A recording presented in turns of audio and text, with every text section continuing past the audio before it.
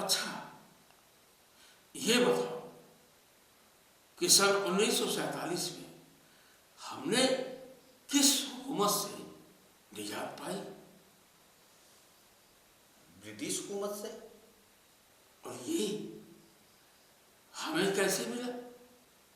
अंग्रेजों से संघर्ष करके, उनके खिलाफ आंदोलन करके।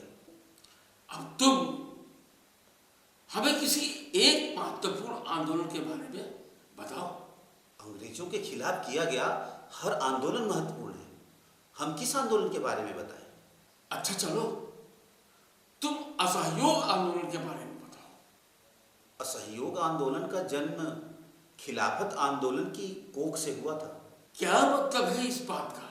मतलब असहयोग आंदोलन की अम्मी का नाम है खिलाफत आंदोलन।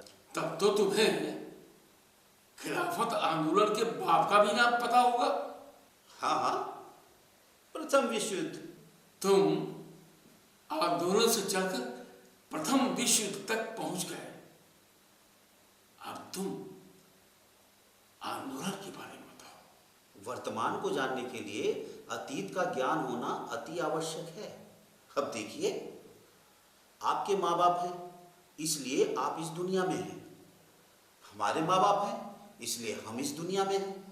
और हम दोनों इस दुनिया में हैं, इसीलिए हम आमने सामने हैं।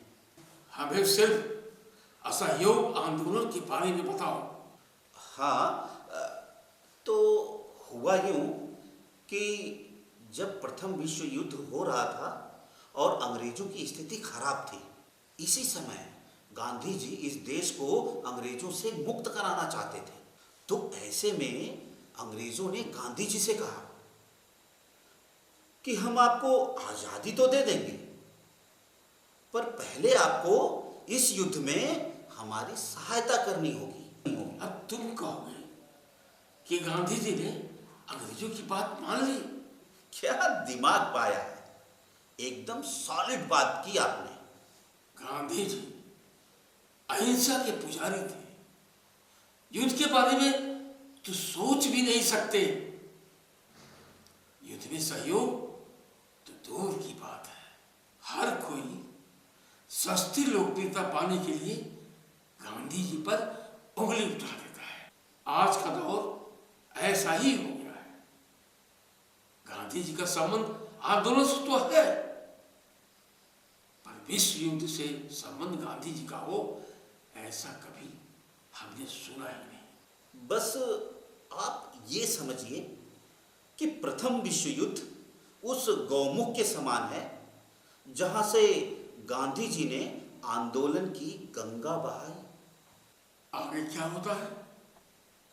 गांधी जी के आह्वान पर लाखों युवा सेना में भर्ती हो जाते हैं और अंग्रेजों के लिए दुनिया के विभिन्न मोर्चों पर लड़ते हैं।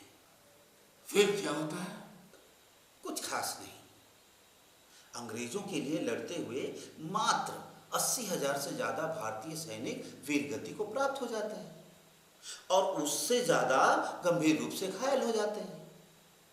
और ये सब गांधी जी के आह्वान पर होता है।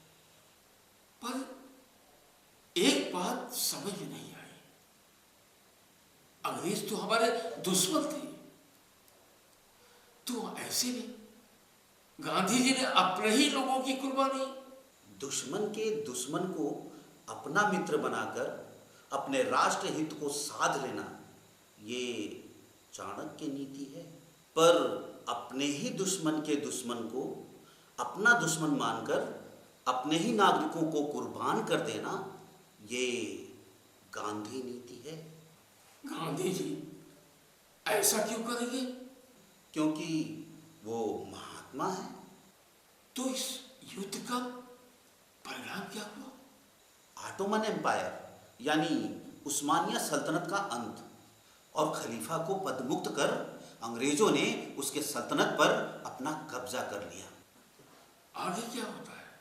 उस्मानिया सल्तनत का यह हाल देख हिंदुस्तान के अली ब्रदर्स ने अपने खलीफा और उसके सल्तनत के लिए अंग्रेजों के विरुद्ध खिलाफत आंदोलन का बिगुल फूंक दिया और गांधी जी ने इस आंदोलन को तुरंत अपना समर्थन दे दिया।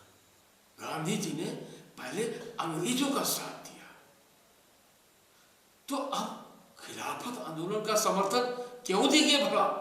क्योंकि हिंदुस्तानी मुसलमानों का साथ गांधी जी भी चाहते थे, ताकि उस्मानिया सल्तनत पहले की तरह कायम हो। उस्मानिया सल्तनत बने रहने से हिंदुस्तान को क्या फायदा होता?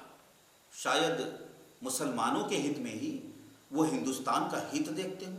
लेकिन गांधी जी ने यह कह दिया कि अगर खिलाफत आंदोलन की बात नहीं मानी गई तो हम असहयोग आंदोलन शुरू कर देंगे।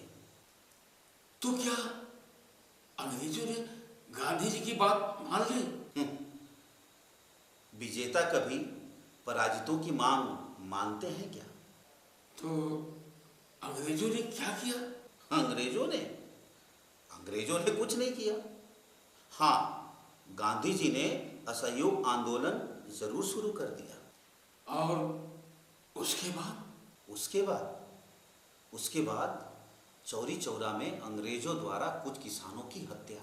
इसके विरोध में किसानों द्वारा चौरी चौरा थाना को कुछ पुलिस समेत आग लगा देना। परिणाम स्वरूप गांधी जी द्वारा असहयोग आंदोलन का समापन।